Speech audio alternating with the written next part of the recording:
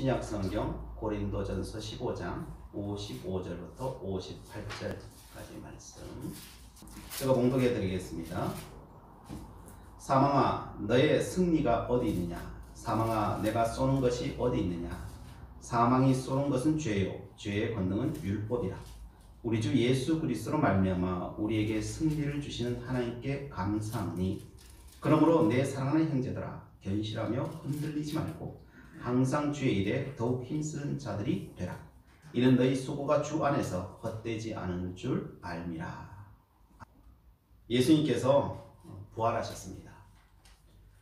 우리가 생각하는 이 땅에 우리의 온 삶의 가장 어두운 부분에까지 생명의 빛이 비추었습니다. 그 모든 것은 결국 다 부활할 것입니다. 어떤 분이 이런 질문을 했어요. 저에게 세상 돌아가는 것이 굉장히 어지럽습니다. 저 사람들이 저렇게 서로가 서로를 물고 뜯고 놓아주지 않는 이런 세상 속에 우리는 살아가고 있는데 저들에게 가능성이 있을까요? 그렇게 질문을 합니다. 가능성이 있을까요?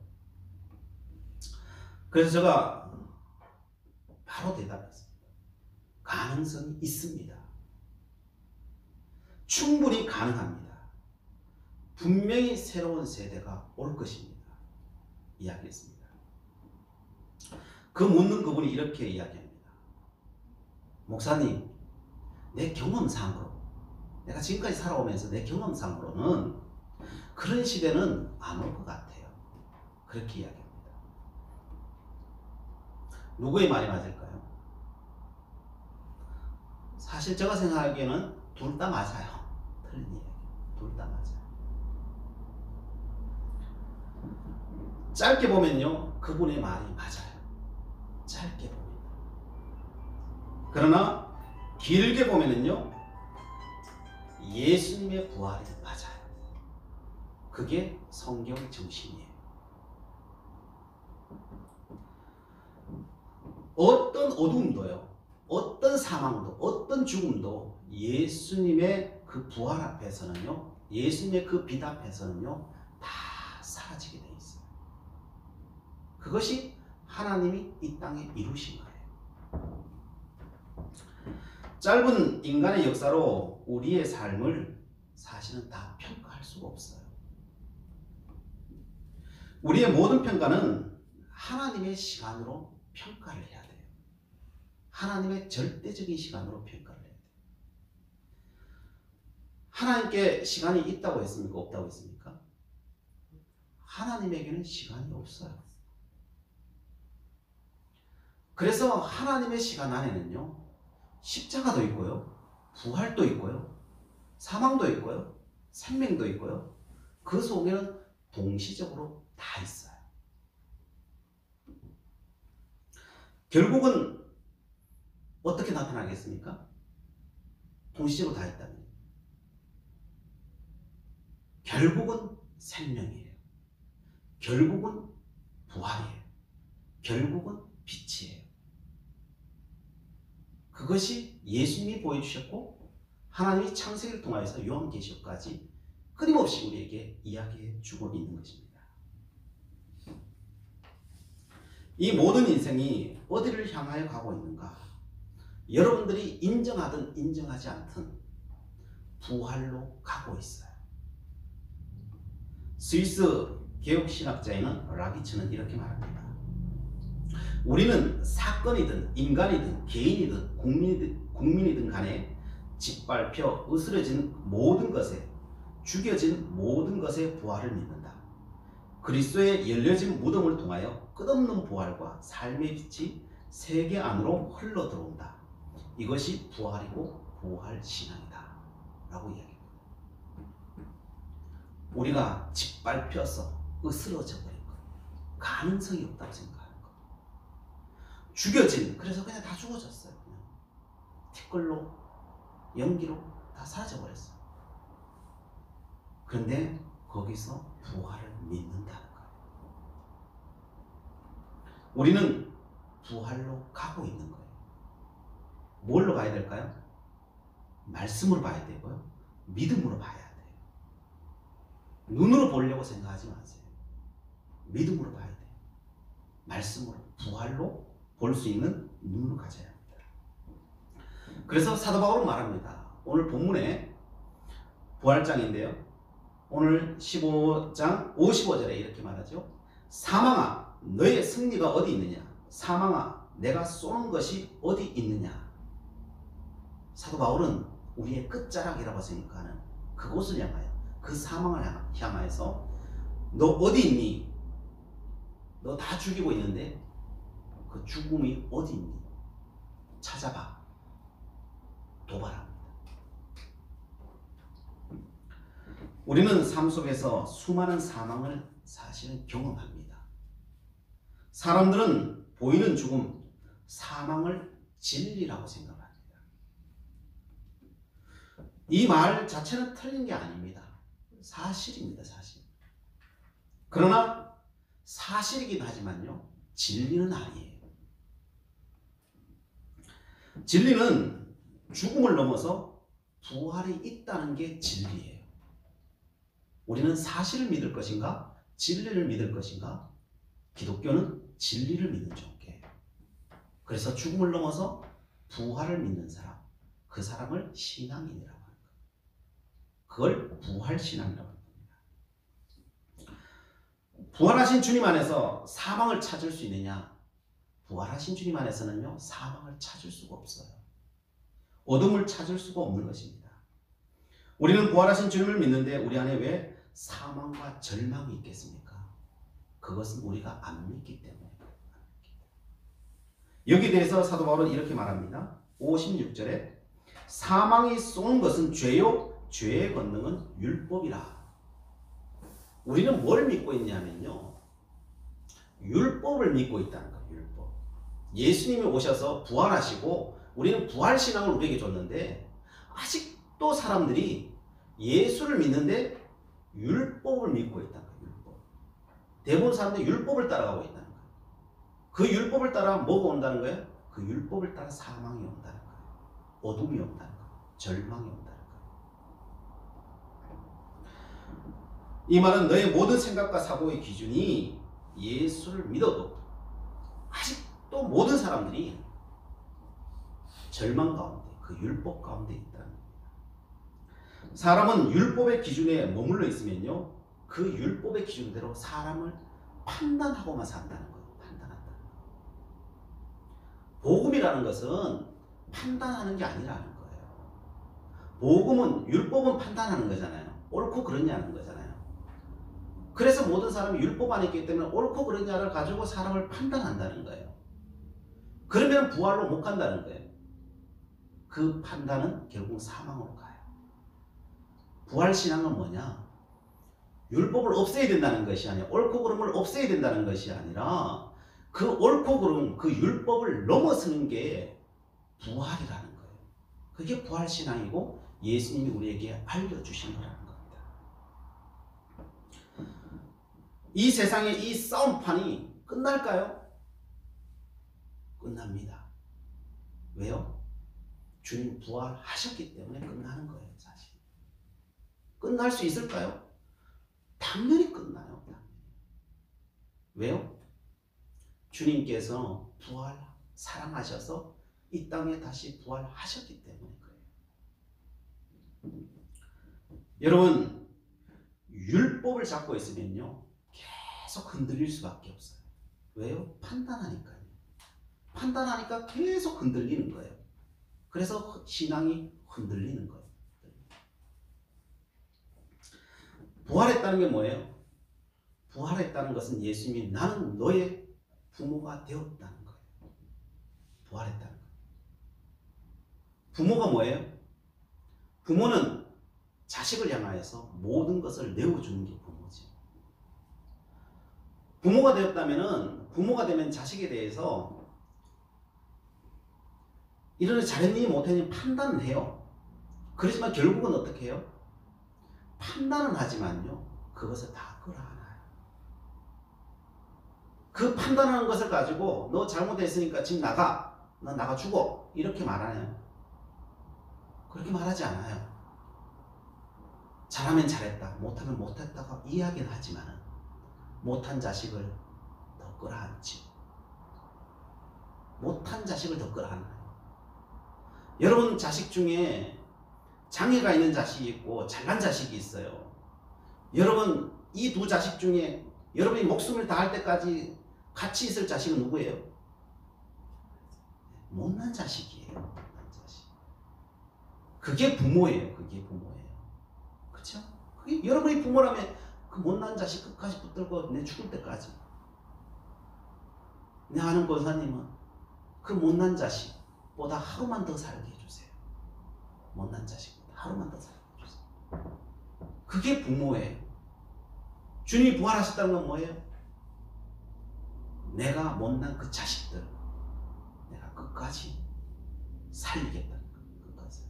그게 뭐예요? 그게 부활신앙이에요. 그래서 사도 바울이 이 부활장을 이야기하면서 율법을 끝내버렸죠.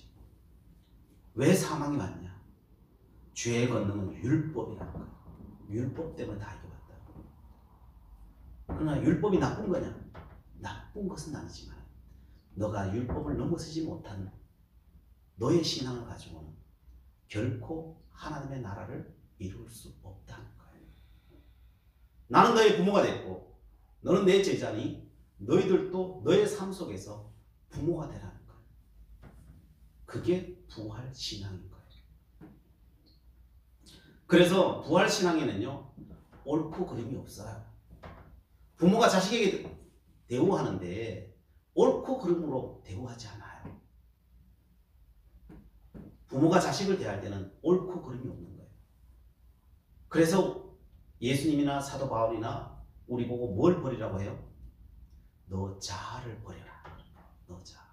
자아가 뭐라고 했어요? 너의 옳음인 거예요. 너가 옳다고 생각하는 그 자아를 버려라. 사도 바울은 그래서 나는 날마다 죽는다는 거예요. 나의 옳음을 버린다는 거예요. 옳음을 버리지 않고는요 자식을 키울 수가 없어요. 하나님의 나라의 주인공이 될 수가 없어요. 그래서 우리는요 부활신앙을 믿는다는 건요 내 자아를 꺾는 거예요. 내 옳음을 꺾는 거예요. 그리고 나는 아버지 앞에 하나님 내가 어머니가 되겠습니다. 내가 아버지가 되겠습니다. 내가 이 땅 위에서 부모가 되겠습니다. 이것을 고백하는 거예요. 부활신앙. 그래서 57절에 이렇게 말합니다. 우리 주 예수 그리스도로 말미암아 우리에게 승리를 주시는 하나님께 감사하오니. 사도 바울은 그걸 깨달은 거예요. 그걸 안 거예요. 주님 안에 옳고 그른 것이 없다는 것을 안 거예요. 그래서 하나님 앞에 내가 해야 될 것은 그냥 감사한 게 밖에 없구나.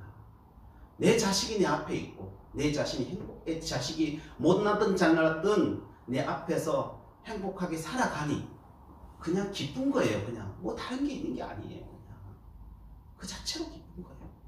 그래서 하나님 나는 기쁜 것밖에 없습니다. 주님 부활하셨으니 나는 기쁜 것밖에 없습니다. 감사한 것밖에 없습니다. 그렇게 고백하는 거예요. 그렇습니다. 우리는 부활하신 주님을 봤다는 것은요 이제는 더 이상 흔들리지 않겠다는 거예요.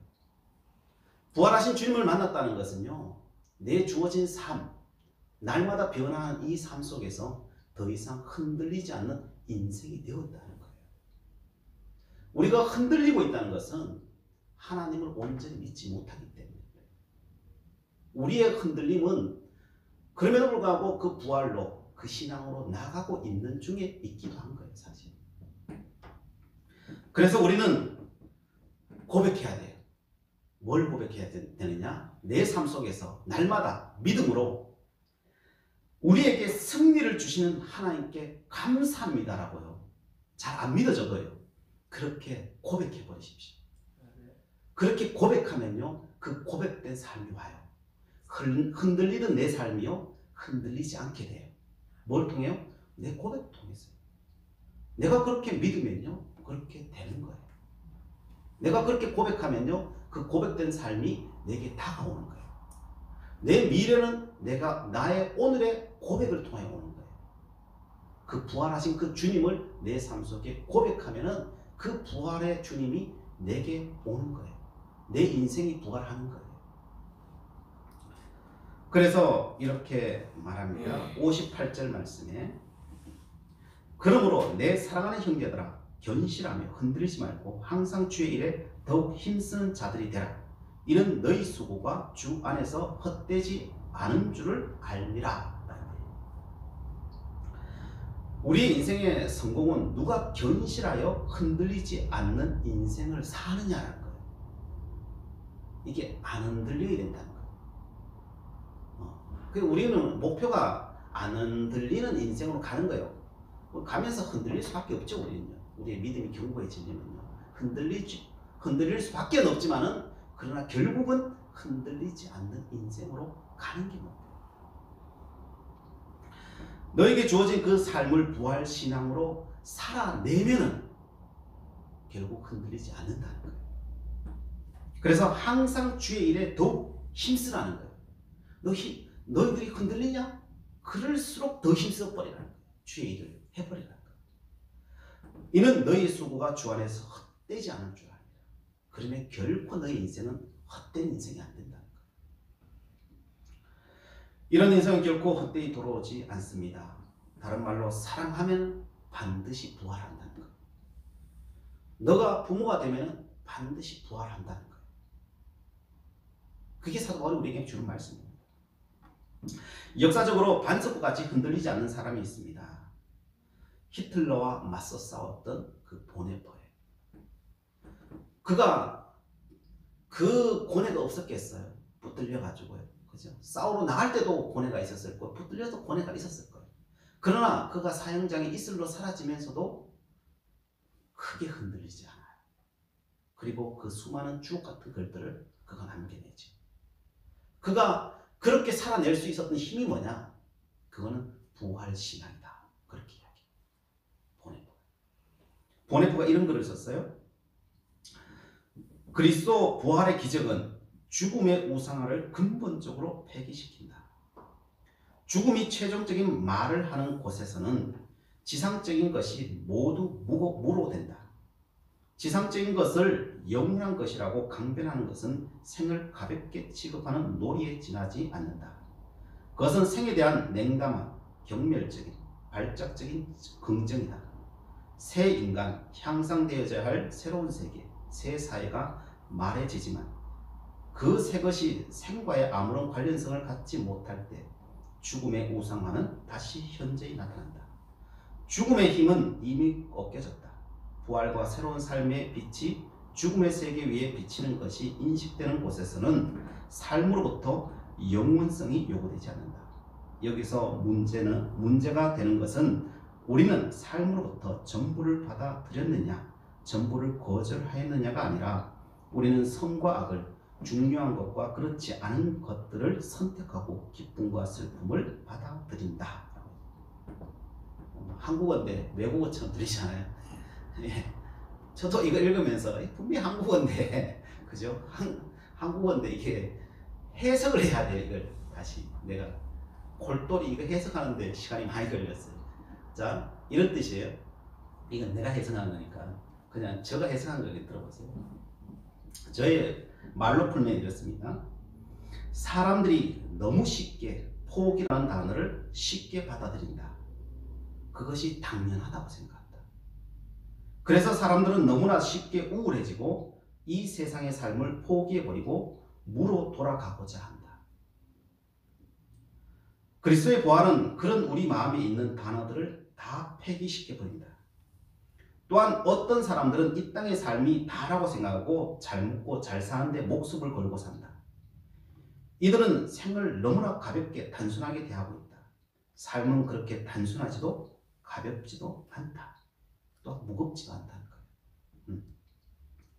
우리는 우리에게 주어진 삶을 긍정적으로 발전된 사회로 만들기 위해서는 이러저러해야 한다고 말들을 한다. 그러나 대부분 말뿐이다. 자기는 살지 않고 남이 다 살아주기를 바란다. 이런 삶에는 아무런 변화도 일어나지 않는다. 예수님이 부활하셨다는 것은 죽음의 힘이 이미 꺾이었다는 것이다. 내가 환경에 흔들리지 않고 믿음으로 살아버리면 죽음은 더 이상 힘을 발휘하지 못한다. 그러나 믿지 못하는 사람은 두려워 그 죽음 앞에 주저앉아 한 발짝도 나가지 못한다. 죽음의 힘이 꺾이고 부활의 빛이 이미 비추었다는 것은 믿는 자는 이미 이 땅의 삶을 넘어섰다는 것이다. 우리는 이미 이 땅에 살고 있으나 이 땅의 사람이 아니다. 그래서 부활을 경험한 우리는 이제 선과 악을 선택할 수 있다. 무거운 것과 가벼운 것을 선택할 수 있다. 그리고 우리는 나에게 주어진 기쁨과 슬픔 모두를 받아들이는 사람이 되었다. 기쁨과 슬픔까지도 다 받아들일 수 있는 삶은 부활을 믿는 사람은 그렇게 된다는 거예요. 부활을 믿는 사람 앞에 이야기했죠. 부모가 되었다는 거예요. 부모가 되면요, 자식의 슬픔도 기쁨도 다 받아들일 수 있는 사람이 되는 거예요. 그래서 이 땅에 흔들리지 않는 거예요. 이 땅에 흔들리지 않는 거예요. 그리고 그것을 다 받아내는 거예요. 보네포는요, 형장의 이슬로 사라지면서도 흔들리지 않았어요. 그는 여기에 대해서 분노해 하거나 우울해하지 않았어요. 그 이유는 부활신앙을 가졌기 때문에. 저는 한번 생각해 봤어요.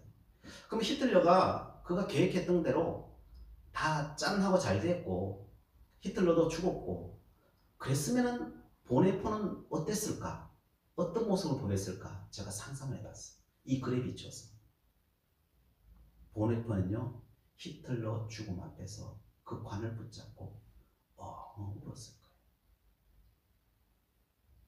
수많은 사람들은 그 히틀러 죽음 앞에서 막 환호하면서 보네포 보고 잘했다고 했잖아요. 뭐 칭송하고 막 그럴 때 도리어 보네포는 그 히틀러의 시신 앞에 가서 내가 잘못했다고 울었을 거예요.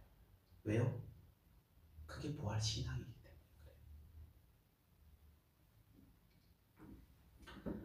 일찍 부모를 여의고 할아버지 손에서 자란 에드워드 보크라라고 하는 소년이 있습니다. 그런 집이 너무 가난했고 어려웠는데 그래서 눈물을 흘리면서 그 어린 나이에 고향을 떠날 수밖에 없었어요. 그는 조그마한 섬에 살았었어요.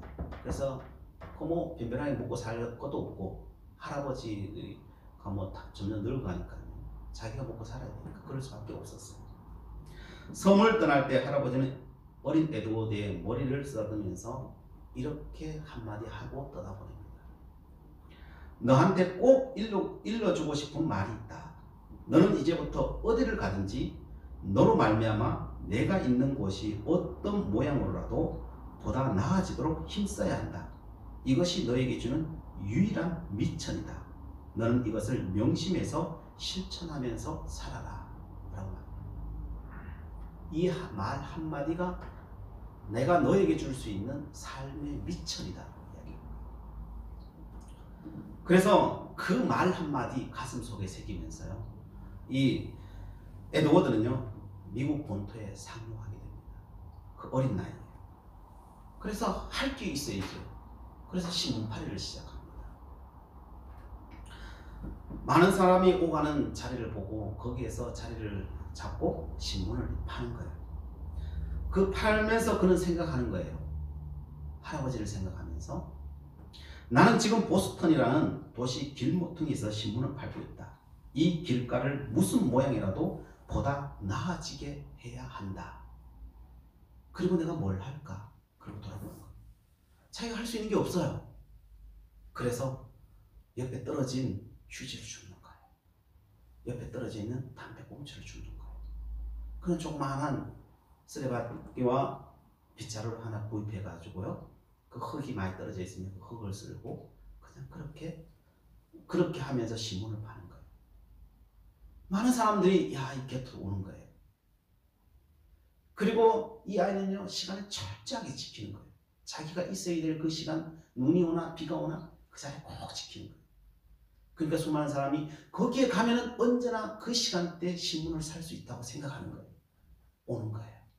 그리고 얘가 있으면은 그 거리가 깨끗하다는 것을 보는 거예요. 그리고 칭찬하는 거예요. 네가 여기 있어서 이 거리가 깨끗하고 내가 신문을 살 수 있어서 고맙다고 이야기를 해준 거예요. 에드워는 그리고 몇몇 다른 직장을 거칩니다. 그리고 커트스 출판사라고 하는 곳에 취직을 합니다. 거기는 사무실과 서적 판매장이 있었는데 거기에 청소를 하는 일로 들어가게 됩니다. 그리고 또 생각합니다. 내가 많은 사람들이 오기 전에 여기가 좀 더 깨끗해져야 한다. 서적과 잡지도 좀 더 많이 팔려야 한다. 왜? 나는 여기에 청소꾼인가? 자기가 뭐 착할 필요가 있어요. 그죠? 그러나 좀 더 내가 이곳에 왔기 때문에 좀 더 나아져야 된다는 거. 그게 할아버지 말이에요. 그래서 그가 온 뒤에는요, 회사가 티 하나 없이 깨끗하게 청소를 하는 거예요. 판매 사원들 시간이 남으면요, 판매 사원들이 해야 될 일들, 저들이 얼마나 내가 도와주면 더 잘 팔 수 있을까 생각하면서 그들을 또 옆에서 그냥 도와주는 거예요. 돈 한 푼 더 주는 것도 아닌데 도와주는 거. 그랬더니 더 훨씬 판매하고 있는 모든 것들이 원활해지기 시작하는 거예요. 사람들이 좋아하기 시작하는 거예요. 그래서 그는 그 회사의 점원이 됩니다. 청소부에서 점원이 되고 판매부장이 되고 경제부장이 되고 편집국장이 되고 지배인이 됩니다. 그리고 나중에 중령이 되고 그가 거기서 사장이 됩니다. 그는 사장이 된 뒤에 또 생각합니다.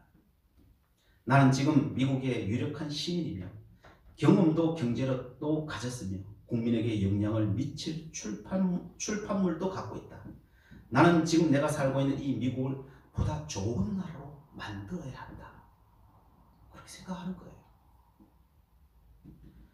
그는 할아버지가 준 인생 철학을 마음 깊이 생각하면서 여러 사회 운동을 시작하게 합니다. 자기가 그만한 지위에 있으니까 사회 운동을 시작하는 거예요. 문화 사업을 벌립니다. 그리고 각종 출판물을 값싸게 볼 수 없는 그 농촌 지역에 보내는 일들을 그는 감당합니다. 그렇게 정열을 불태우다가 1925년에 그는 은퇴를 하게 됩니다. 에드워드는요, 그 삶의 미천 딱 한마디였어요. 할아버지의 한마디. 너는 이제부터 어디를 가든지 너로 말미암아 내가 있는 곳이 어떤 모양으로라도 보다 나아지도록 힘써야 한다.